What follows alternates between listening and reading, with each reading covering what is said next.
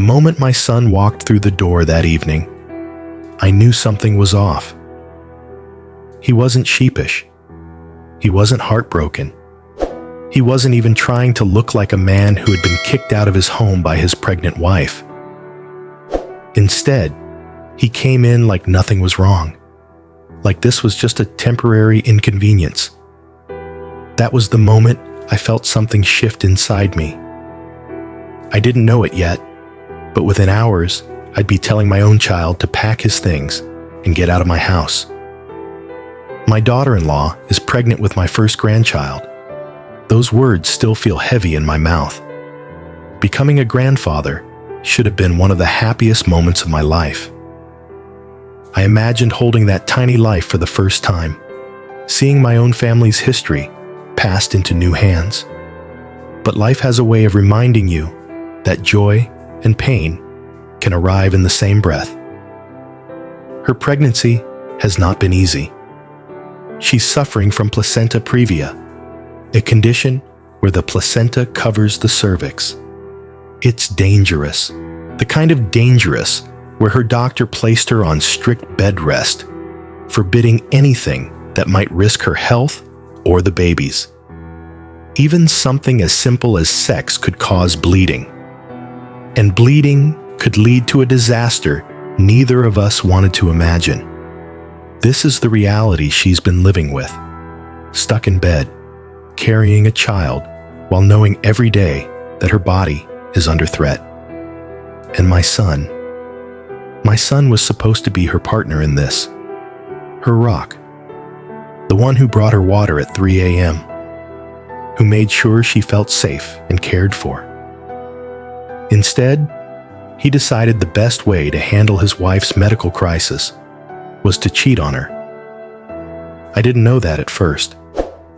When he showed up at my house with a duffel bag, he told me they'd been fighting. He said she was having crazy pregnancy hormones and needed space.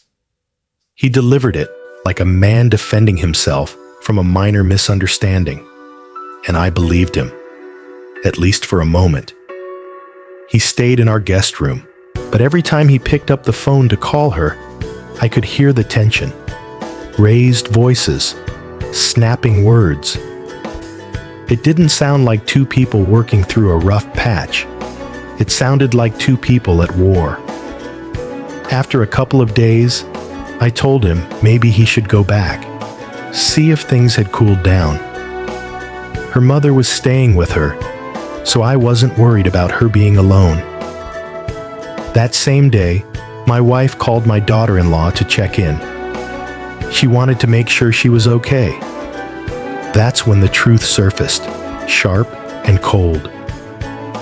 My daughter-in-law told her exactly why my son had been kicked out. The cheating, the betrayal, the fact that he had blamed her hormones while hiding what he had done. When my wife hung up the phone, she told me everything.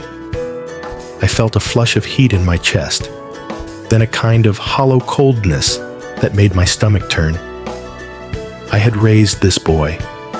I had tried to teach him about loyalty, about respect, about love that doesn't turn away when things get hard. And here he was, tossing all of that aside the moment his marriage demanded actual sacrifice. I waited for him to come home from work. The minutes crawled by. I rehearsed what I was going to say, but nothing prepared me for seeing his face, calm, almost casual, as he walked through the door. I didn't yell. I didn't scream. I told him, simply, that he needed to get out of my house. I told him I didn't want to associate with him right now, that it would be best if he wasn't near me. My wife argued with me. She said I was being too hard on him, that I should give them time to work things out. But all I could think about was my daughter-in-law, lying in bed, worrying about her health and the health of her baby. And now having to carry the weight of his betrayal on top of everything else. I couldn't even look at him. That's the thing people don't tell you about parenthood. Loving your child doesn't mean approving of everything they do. Sometimes it means holding a line so firmly that it cuts. Sometimes it means standing up for what's right, even if it means standing against your own blood. My wife and I are still fighting about it. She sees a son who needs compassion. I see a man who made a deliberate choice to put his own desires over the safety and trust of the woman carrying his child, and I will die on this hill. I know there are parents who would have let him stay, who would have said, "It's not my business. They'll work it out." But I can't. Not when a vulnerable woman and an unborn child are involved. Not when he lied to me, to his mother, and tried to frame himself as the victim. It's not just the cheating. It's the cowardice, the refusal to own his choices, the way he weaponized his wife's pregnancy, twisting her medical reality into a story that made him look blameless. Every time I picture my daughter-in-law, I see her lying in that bed, day after day, hoping the baby will be okay. I see her depending on the people in her life to care for her. And I see my son walking away from that responsibility for the sake of temporary satisfaction. I don't care if it makes me the bad guy in his eyes. I don't care if it costs me the easy version of a father-son relationship. My job isn't to make his life comfortable. My job is to show him, even now, what integrity looks like. So, am I the asshole?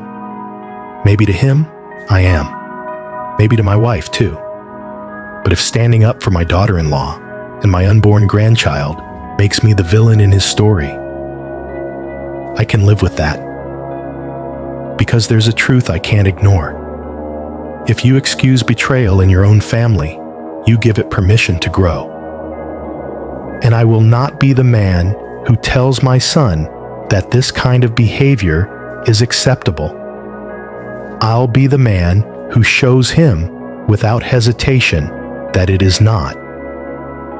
And here's what I think, as the host of this channel. What strikes me about this story isn't just the betrayal. It's the courage it takes for a parent to hold their own child accountable. We talk so much about love as unconditional support, but real love isn't blind. Real love says, "I will not protect you from the consequences of your choices." This father didn't act out of spite. He acted out of principle. He knew his daughter-in-law was in a fragile, dangerous place, and he chose to be her ally, even if it meant becoming his son's adversary. That is not an easy position to take. It risks resentment. It risks division in the family. But it also sends a message that integrity matters more than comfort. We live in a world where too many people excuse bad behavior because family is family. But if family means anything, it should mean that we expect the best from one another and that we hold each other to it.